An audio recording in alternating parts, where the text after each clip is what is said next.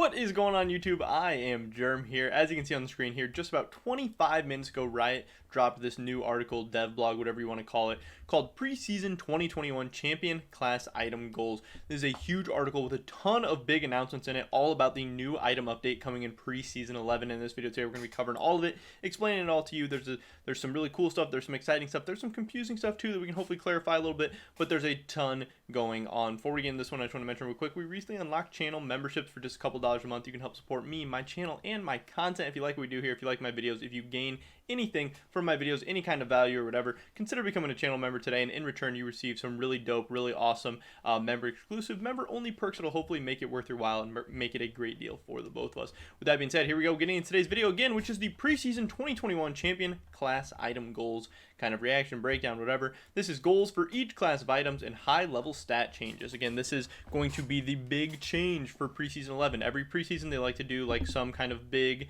addition, update, whatever. This season it was kind of like the Elemental Drake rework and the map changes and all that going on.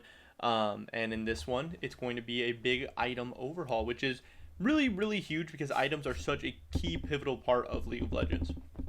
So first up, we can read the beginning. Hey everyone, we're really excited to bring another update on preseason item system overhaul. It's going to be huge, sweeping changes. This blog will outline specific goals we have for each class of items and a few changes to how some stats work in general. This work is still in progress, so there may be a few changes to these goals by the time preseason goes live. So stats and effects, these are some big ones.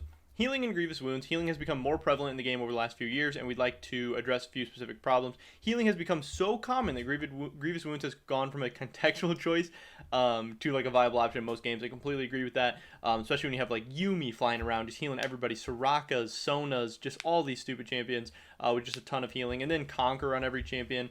You have like a Kali with like Spell Pen or Spell Vamp and stuff like that. You should have a ton of healing in the game, on top of like your Mundo, Tryndamere, just the normal healing, like big guys.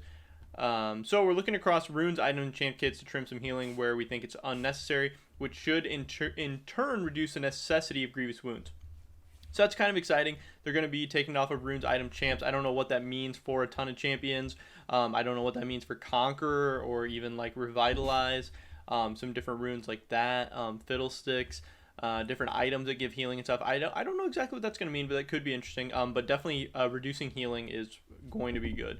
On the other hand, grievous wounds can sometimes feel underpowered when trying to stop a very strong healer, especially when they've snowballed. We're looking to make grievous wounds a sharper effect that more effectively counters extreme healing situations and gives up a bit of its upfront power. So that sounds a little interesting to me. That sounds good because I know playing against a ton of healing is frustrating. Playing against a Yuumi that you just seem to not even be able to outdamage your healing, or a Soraka or a Mundo or whatever.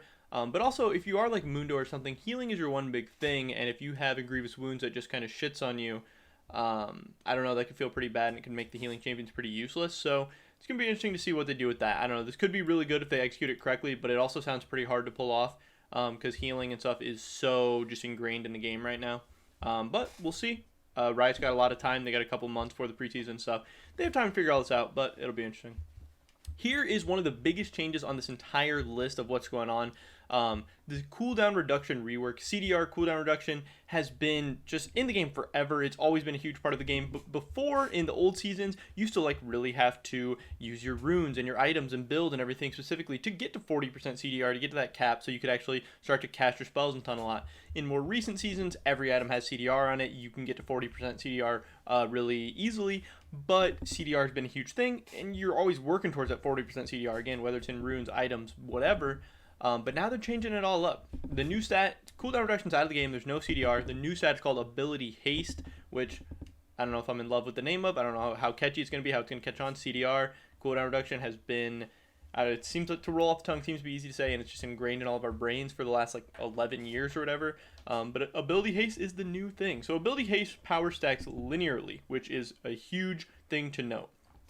CDR used to stack exponentially. As they say here, 10% CDR was 11% more cast. 40% CDR was 66% more cast. So you got 30% more CDR, but you got 55% more cast. Like, it just adds. 50% CDR would be 100% more cast, because that's just how exponential growth works.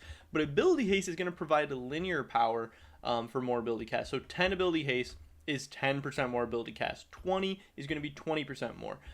So this makes it so every amount of ability haste you buy has the same impact. Like in CDR, that 30 to 40, that's a huge spike. That's way bigger of a spike than going from like 10 to 20 or 5 to 15 or whatever. So the conversion of CDR to haste won't be 1-to-1 because that'd be a flat nerf, which isn't the intention. They're just trying to change it so they don't want it to be capped anymore. Because right now every item has CDR. You get to 40% CDR really fast, and then after that you're just buying some CDR that's not even doing anything for you, and it just gets really, really weird. You never have to make a decision whether you want to sacrifice CDR for like damage or survivability or whatever utility, but that's what they want to make people have to do. And by not having a cap on it, which is what they're gonna do. As you can see here, should have the potential to reach the same frequency of spell slinging, but the way you get there will be more linear. So a lot of other stats in the game stack this way already: armor, MR, attack speed. So really CDR was kind of an outlier. So again, ability haste is uncapped. CDR's multiplicative scaling became so powerful that it had to have a 40% cap. Otherwise, yeah, people would get like, if you got like 70% CDR, that'd be like disgusting. You would have no cooldowns. But now since it's a linear scaling model, they don't need this restriction anymore. It opens up some cool new build options that sacrifice other power to double down on casting fast, which again is not really a thing in the game right now. So that'll be interesting. I think this is a huge change. Again, this sounds really good, and if they execute it well, could be awesome. It could be a little bit weird. It's going to be definitely different for people to get used to. Maybe people are scared to change or whatever, are going to hate it, but I like it. I like this change because I think CDR definitely needed a rework. And then we have Tenacity. The big thing being here is that Tenacity will reduce the duration of knockups, and that is something I think just makes sense. I think it's kind of weird that it never did. Knockups are a big form of CC in the game. A ton of champions have knockups, and there's no way to stop it. Tenacity has never done anything about it, but now it will, and I think that's good. Tenacity will not affect displacement, which is like knockbacks, pullbacks, like Alistar, Thresh, something like that, Blitzcrank, because their primary purpose is movement. I agree with that. And then there's a few ultimates that are knockups that if they got reduced, it would kind of not work as well, like Vi ultimate. So they're going to change Vi's ultimate to a knockup and suppression, because Tenacity will still not reduce suppression, but it will reduce knockups, which is a huge change, but one that I think is good. Here is another huge change to the game. Jungle items will be a starting item that requires no additional investment, just like support items.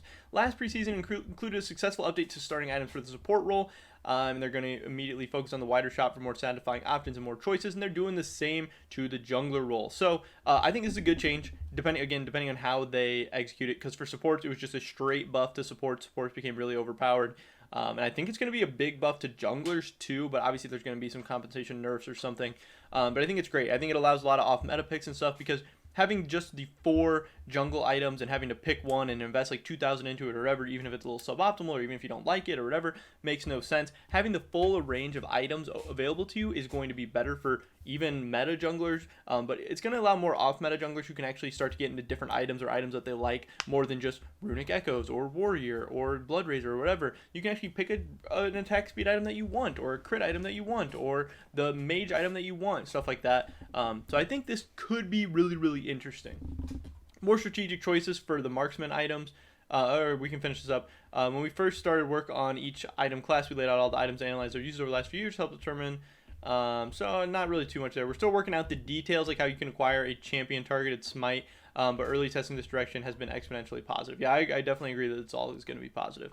But yeah, huge change to jungle items, but they don't really have much to tell us there, so I can't really say if I think it's going to be good or bad, but I think it sounds interesting, and I like that direction. Again, all of this with a big asterisk, if it's executed correctly, because we don't get to see what they're thinking really here, just kind of their ideas. Marksman, they want to have more strategic choices. Marksman currently suffer from the too many must-buy items. I definitely agree with that. That's been a thing for a while on Marksman. There's always been like 1 or 2 best AD carry items, and you pretty much have to go those. And if your AD carry doesn't use those items, well then, sorry, you're not meta. Our goal is to offer more contextual item choices and integrate essential DPS stats across more items so that these choices become available without giving up a baseline level of damage. I think that's a good idea, but I don't know if they're going to be able to do that. They've tried to do that before, but every AD carry meta has always been the same, so good luck. Agency options, a very common issue that Marksman players report, is that they are powerful but overly team reliant. Overall, we think this is a fundamental and healthy element for the class because it creates a differentiated set of roles. Imagine how much less strategy there would be if every class was the same, but we also think we can introduce some items that allow Marksman players to opt into more tools to help them survive when not supported by a coordinated team. That'll be way more fun for solo queue, but again, it's a lot easier said than done to pull that off. They want them to be more impactful with one item because they do want them to be the scaling class, but they are shifting the stats on their first buy slightly so they feel like a more competitive class after one item. So your first item is actually going to mean something rather than just you complete an item and then, hey guys, I still need to complete 2 or 3 more before I can even do something, and then in the meantime you just get one shot by assassins, supports, junglers, top laners, whatever. That'd definitely be a good change. Because, yeah, you do want them to be the scaling late game role, but that doesn't mean they just have to be like a hamster in the early game. Fill some item gaps. Some games and matchups make Marksman feel like there's a missing item for what they need. That's definitely true. Like an AD armor item, more spellcaster, marksman options, and maybe others. Yeah, I definitely think there needs to be more AD items. I think that's a really, really good change. And again, see how they pull it off. All right, we got a couple more things to get through. We're getting through. There's a lot going on here. We got mage items. First item choice. Mages today suffer from a set of first items. They don't have clear trade-offs. We'd like mages to have the same rich choices in their first item. I think that's good. A ton of mages. It's either, you're pretty much going to lost chapter item, usually Luden's Echo. The meta has started to change a little bit, but yeah, there's not a ton of options. New iconic effects for artillery mages. To create a fantasy item for artillery mages, that sounds a little bit busted. That emphasizes their unique range and skills, and ability haste as a choice with the rework. We can use the set that to create another decision point in mage builds. For some super haste focused builds and other powerful builds to give up haste. I think this is something that needs to happen. I think with ability haste, for it to be successful, you need to decide between going a max damage, max ability power, huge like numbers build, and going huge CDR builds. And if they do that, I think it has a chance to be successful. AP fighter and AP assassin items. Tailored early build items. These AP champs have been borrowing from mage items for as long as they've existed. We want to offer some early choices that should be interesting. I don't know in all this if they're going to be releasing a ton of new items. I think they've said. I think it's going to be like 33% new items, 33% reworked items, and 33% of the items are going to stay the same. But like for a lot of the stuff they're talking about, like, does this mean they're going to rework a different item? Is this like a proto belt rework? Is this like a brand new item? Not sure. And then bridge into tank or pure AP later. Like AD fighters, we don't think these champs need to build entirely within their own category of items, have a great item experience depending on the champion or game. We want to transition into tank or pure AP items to finish out their builds. And then we have AD fighters, tailored defensive options. Fighters today only have one size fits all defense options in Sterox or Death's Dance. We want to expand on fighter specific defensive options. And then core item diversity. Core fighter items like Black Cleaver and Trinity Force bring fighter builds the power they need and iconic play pattern, but there aren't decisions being made by fighters early in their build. We want to sharpen the current options. So this whole thing is really about just bringing a bunch of options and versatility. And it sounds like they're going to be creating a bunch of new items, because I think with the items in the game, there's just a ton of items that are just so similar and do a lot of the same stuff. So yeah, they're going to have to rework a ton of items, create a ton of new items, and when you do all that, you can really shake up the game, really shake up the meta. It could completely break the game. It could make it way better and way more fun. It could make it horrible. It's going to be crazy. It's going to be a balancing nightmare. But if anyone can do it, Riot can do it. But we've seen them have some flops in the past before. But I'm cautiously optimistic for sure. AD assassin items, choices beyond ordering. I think that's good because, yeah, right now you're just like, I'm building Drakthar, Yomu's, Edge of Night, and like maybe a armor pen item, and then maybe a GA. And it's like some of us want to build Yomu's first, some want Drakthar first, whatever. I think that's good. And then intentional late build options. Assassins today have to fill out their late build by pulling from other classes. I don't know if some of the stuff, it seems like they're reaching a little bit. Like, I don't know if that's necessarily true. Like, yeah, they do have to like build like a GA or like a Lord Dominic's or something, but like, is that really a different class's item? Like, all the items are just in the game. Are they really for different classes? Yeah, there's tank items, there's AD items and stuff, but like, I don't know. Some of this is a little bit weird. Some of it seems like they're going a little crazy with too many changes, but change is exciting. Change is cool. For tanks, we have more options to adapt to team strategy, build out magic resist options, enhance tank utility, and late game capstone items. We've seen a satisfying item, type of item across a few other classes that only efficient when bought late game. That creates a satisfying capstone, like death cap. Like a death cap tank item, that sounds insane. Then for enchanter items, we have more options for build variety. Solve active overload. Enchanters do have so many active items when you start thinking about everything they have going on with like you have like Zeke's, you have Mikhail's, you have what's it called, Redemption. You just have so much stuff going on. You end up having to press like 15 buttons, and then more clear strengths on each item. A couple items fall under the good at everything category, where they provide defense, CDR, healing, mana regen, and inactive. Yeah, if you hover support item, the text is like this long. It's insane because they all literally do everything. So I just want to create a more focused and clear purpose. So they're going to continue to iterate and share their progress. We're excited to get this to work on the PvE in the fall and for an extended period, so you can all tinker and give us a feedback from your real experience. But again, this was crazy. So much information, such a long video, so much going on, some really exciting stuff, some stuff that I'm not so sure about, some stuff that I'm really excited about. But yeah, just a ton going on in this one. But I want to hear your guys' thoughts and opinions. That's pretty much it for this one today, guys. Definitely drop a like if you enjoyed it. Leave a comment down below. What do you think about all these item changes? Which one are you most excited for? Which one do you think is so stupid? Whatever. What do you guys want to see with these preseason changes? Definitely subscribe to update on my latest content. Hopefully I catch you guys in the next one. Consider becoming a channel member today. But until then, peace.